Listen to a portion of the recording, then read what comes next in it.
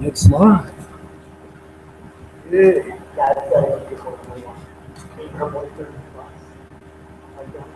everyone, can you hear me? Welcome to everyone who's watching online, and everyone who's here. I'm Michaela Schultz, Executive Director of Characterized Support Services, and today we have Penniston Gray, who can tell you a bit about herself. Thanks, sir. So, just a bit of my background, I am a counselor here. I have an office here at the Living Spirit Center. Part of my work with Penniston Gray, we have counselors on the site, and it's a people service kind of thing. And so I happened to find this space and have been private practice for a year and a half. I do a lot of the work, so the assistance program. I do some victim services work, so somebody who has been victimized and there's nothing bad, they do some counseling and I do all kinds of, I work with all kinds of issues, but I guess where I really got my story is I spent 20 years working with sexual assault center, so all I heard was trauma. So I heard about sexual assault, I heard about child sexual abuse, domestic violence, interpersonal violence and abuse. And so after 20 years of that, I had just about reached my end. And I was in a place where I was experiencing compassion fatigue. So I thought I would just leave it with my head. And so then I worked at university, and I still teach as a sexual instructor in the faculty of social work. And I've been doing that for about 10 years. I have a master's degree in social work. But really, truly, the people that I work with my clients are where I feel like to most of the most. So I do have a disclaimer first because I actually was really lucky to be asked to do a presentation on compassion fatigue by various trauma and self-care and other services organizations.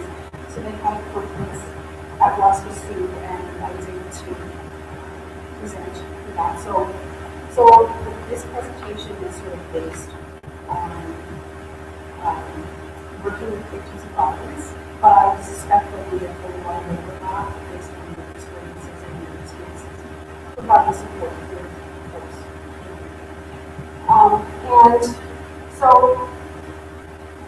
And I am a middle-aged cis woman. And when I say middle-aged, my partner always laughs because he says,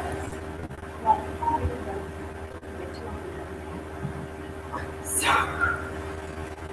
I'm not sure that I want to live to 110, so I will just say that I'm closer to 60 than 50, which is really kind of weird actually, because in my head I'm 35. And so I practice from a feminist perspective and to progressive strengths based. And I believe when people come to conflict, they have strengths that they don't work on. And so we work with those strengths. So I don't impose my values on the people that I see, and I don't presume to have their answers. I help people explore to find answers. And so I think that's really important for long term. So, as I said, I have had experience with vicarious trauma and compassion fatigue, and I have learned how to practice self-care for myself. And I also did say that this is sort of mushing together a presentation that I did for victim services throughout the province, and it's also a presentation based on a presentation that I did for child welfare and child protection. We deal with trauma and stress and throughout violence all the time when you're working, and so that's where this comes from. And I'm not an expert. I don't pretend to be. I don't play on TV. So this is just what I have learned. So take what works for you and leave the rest. So I did some training years ago with Johnny Reed, Michael Hunter, and who wrote a really interesting novel called The Social Worker. And And if you ever get a chance to read it, especially if you have sort of social work, social work when you grow up, it's a really interesting way to look at the and I talk about resilience, but I have this quote first, which I think is really helpful. We have an obligation to our clients as well as to ourselves, our colleagues, and loved ones, not to be damaged by the work that we do. So not taking it home, not having an opportunity to process your work and leave it in the office. And if you're a caring person, that can be really tough to do. And I don't know if I'm blessed or cursed, but I have a really good memory. And for me, when I write files for my clients, that's about me containing their stories so that I don't have to do when I do them.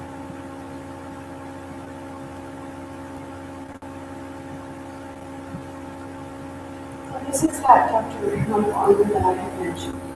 And I really like this quote. In the context of exposure to severe adversity, resilience is both the capacity of individuals to navigate through the psychological, social, cultural, and physical resources that sustain their well-being and their capacity individually and collectively to negotiate for those resources to provide a cultural meaning for others. And I hope that resonates with you, because I think it's a really good idea. And everybody has different sort of levels of resilience and capacity. And please feel free to have questions, raise your hand, or just jump in. Because I'm really interested in what you want to know, not necessarily. Because I can talk for hours, I can talk for days, I can talk for weeks. So I really wanted to. And if I don't know something, I'm going to tell you I don't know. And so, but I was thinking about the idea of resiliency and what makes a person resilient. I went looking to other sources, and the Mental Health Commission in Canada came up with this. And that resilient people are just those people who, when bad things happen in their life, they have the capacity to bounce back really quickly and manage however feeling that's going on for them. They're much more easily than other people. And there are lots of reasons for that. It depends on what's happening in their life. And I think, sometimes there's a point where you just had so much stuff going on in your life that you just can't take one at a time anymore. So that, I would say again, resilience is kind of like, picking up these things, sticking them in your bag on your shoulder, and you tap it. You got way more than you can manage. The thing about resiliency is that some people, those stressful or traumatic things do not pass to you. They're the people that, are really good in a crisis, who just manage with very few external resources because they have to be really inside. And so you will have these slides, so you can, I'm sure that everybody can read and say, oh, this is how I need to read the slides, unless people want to read. No, well, we can share this presentation later to anyone who wants this. And so this is resiliency in the context of the workplace. So that, and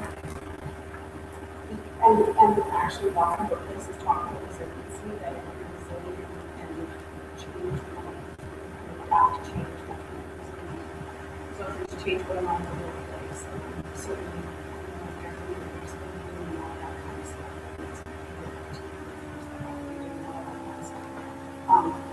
That can wear people down. But people who are, you all know the people who always see the glass half full, who are the people who are positive and upbeat. And likely are people that you can spend time with. You don't know anybody like that? So I don't know about you, but I sort of refer to those negative glass half full kind of people who just kind of drag it down. Them as emotional vampires. And I'm sure we all know those people too. And it's been one part of my self-care to try and spend a lot of time in emotional vampires. So, having warm and caring supportive relationships in your life is really important. And sort of within your family, and I know that family can be a really tricky thing because not everybody's family is healthy and not everybody's family is open family. But I also think that workplaces can be families as well. And, they talk about having the work-life present. Has anybody ever heard that expression? Yeah. It's kind of fascinating. Working for myself, I really don't have one of those. So, when you have really happy, positive relationships, that there's love, that you trust one another, and the people that you need to, and sometimes going on, that helps boost your resilience and makes your life just generally easier. So, resilient people can make plans and carry them out. And if you're a resilient person, typically you view yourself in a positive light. You're not going to engages in lots of self-criticism. I think we're all sort of guilty of that every now and again. I got this word of taking off my sweaters. That really it's too darn hot to be vain at this moment in your life.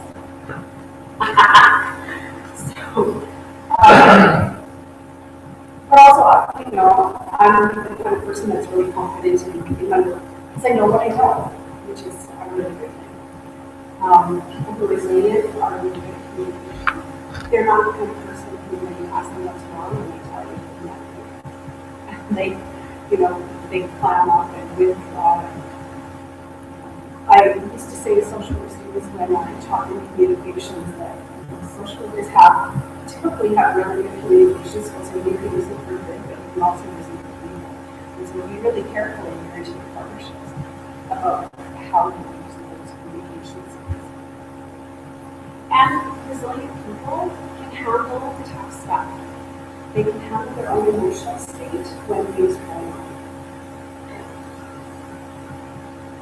So, something that I've noticed over the years is that sometimes clients don't hear us because I would necessarily like them to. And it's not that I want to rush them so that they're done their work and they're out of my office. But they're in so much pain that I would really like the process to be easier for them. And so that can be, and there's a spelling error. Because I always have to wrap myself up with kind of stuff here, because that's just how I operate. And in my line of work, and anybody who works with people who have experienced trauma, you are forever changed. When you work with people who experience trauma, it affects your well-being. And you have managed to get to, young adulthood, making the world is a safe place. When you're working with people who experience really awful things, for sure, the world is not a safe place. And I don't know if you that's telling you an adulthood thinks the world is a safe place. And so the other thing too is that when I used to talk to my colleagues when I worked with the psychologist licensure, that sometimes they would give me a sentence, or sometimes when clients tell me something, they'll give me a sentence, and then my personal experience comes up with a story about what happened to the individual, and I'm usually right. So that's that experience, and I guess some education for how to play. So that can affect how we see things too. When my son was little, I was at a Christmas concert at his school, and so he was always in the white places at the front of the room. And I remember thinking, because I was just starting out with sexual self-defense, I remember thinking, gee, I wonder how much those kids is being sexually abused in life. I'm at a Christmas concert, I'm supposed to be enjoying that. And I'm thinking that. So I just sort of had to tell myself I need to stop that, because that's really not helpful. So having that knowledge and having that experience can lead to a transition and compassion. So, and there are two different things that we talk about that. So is when they were working with people who have lots of really things happen to them, that some people were just more vulnerable to experiencing compassion fatigue than others because they maybe had some really long experiences that happened to them. And it was my experience in the social students that often people came to social because they wanted to help them and because they had things happen to them in their lives. And I remember I had a student who was doing an interview for the faculty placement, and she told me that she was a child in theater. And they chose not to take her as a student because they decided that she wasn't really good enough, because that was one of the first things that she said to them when she did this interview. So we also have different capacities for coping. You know, we go home and drink every night at the end of the day. Probably not the best coping strategy, or if you go home and get online and start shopping and all this stuff, or gambling, you know, those are not healthy ways of coping. And so that can lead somebody to be more likely to do that compassion fatigue. And certainly I've experienced this that when things go unhealthy as someone who's helping be experienced to try to that because it really feels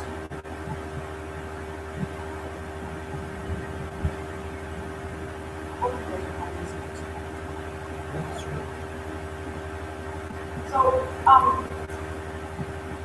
Mikhail, those of you who are watching the podcast, Mikhail will send you the link to this particular questionnaire. It's called the Professional Quality of Life, and I have some copies here in the audience. So essentially, it's a very well researched.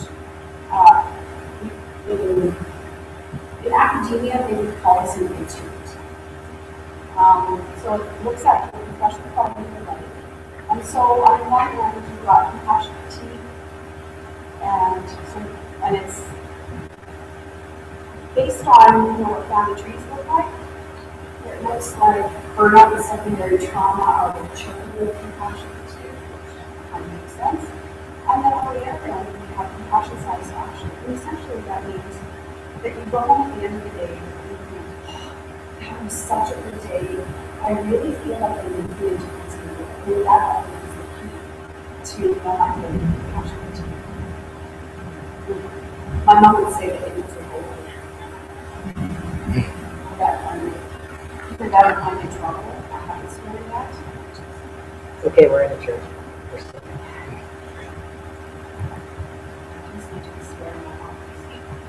Clients always kind of get worried about swearing in my office. I'm very in church. Yes. So, and I don't know if you're interested, but they've always started talking about compassion fatigue and various trauma in the late 1970s, and I would have to say that here in Canada, when I started working at the Sexual Assault Center, I remember going from work and thinking, the last thing in the world I ever want to do is have sex. Really. I see the bad things that sex does. I see sex being used as a weapon. I see sex being used to make people feel bad about themselves, to violate, to just generally degrade and humiliate and all that kind of stuff. So I would go home and think, you're not touching me, I have no interest in you.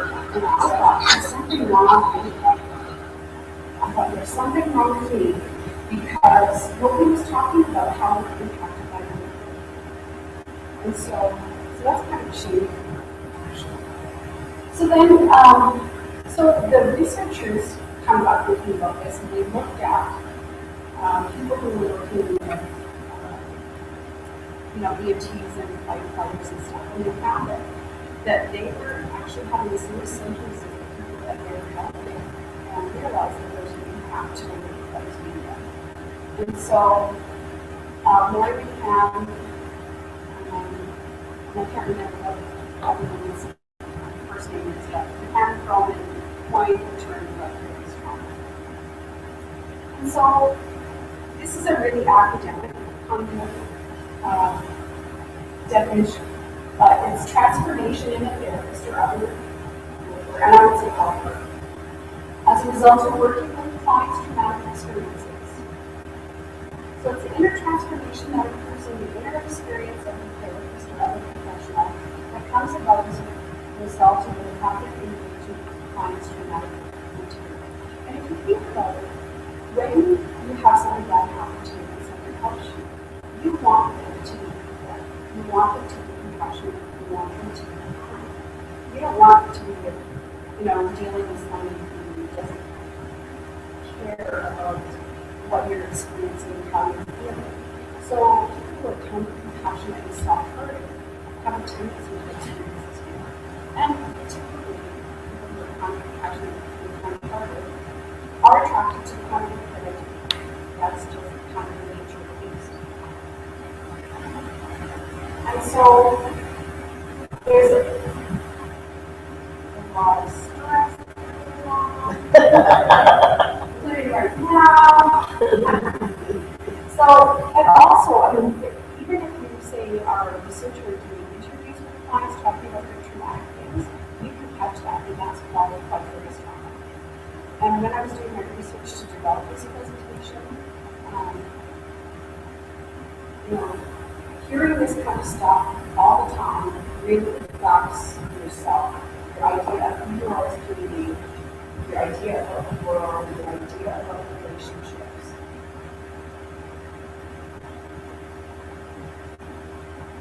And so, people who are working with clients who are trauma survivors, and I can imagine that you probably do that all the time.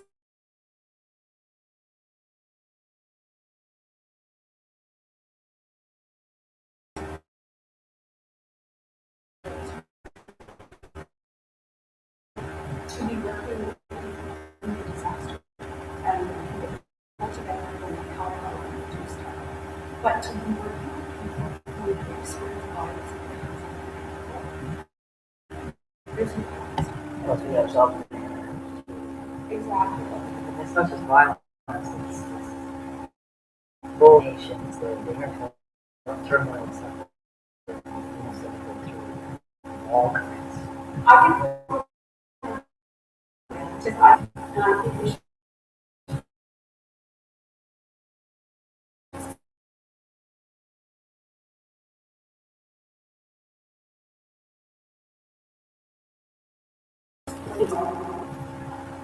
slam you up against the wall or the locker where they do stuff to you in the shower. People often say, well, that's just no, that's a subject. That happens to be sexual assault. So this is a normal part of the work, so it's not pathology in the person who's experiencing that. It is unfortunately a normal part. And so we're very proud of language wise.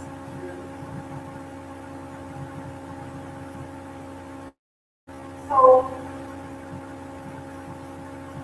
people who are highly empathic or sensitive are more likely to experience it. So I suspect because of the experience that you've had, you are very much in tune with the story that you hear. That's the hard thing about being the people that have experienced the same thing, offering the support, is that everything kind of hits home when you're talking with people. Absolutely. And then it becomes hard to do, okay, so what's me and what's you? And so being able to set really big boundaries. So is this making sense to you?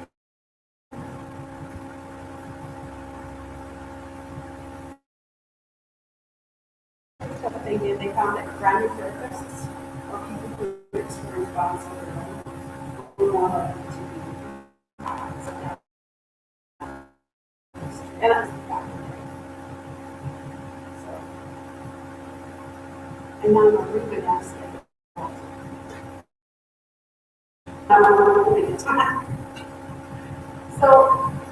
So burnout is something different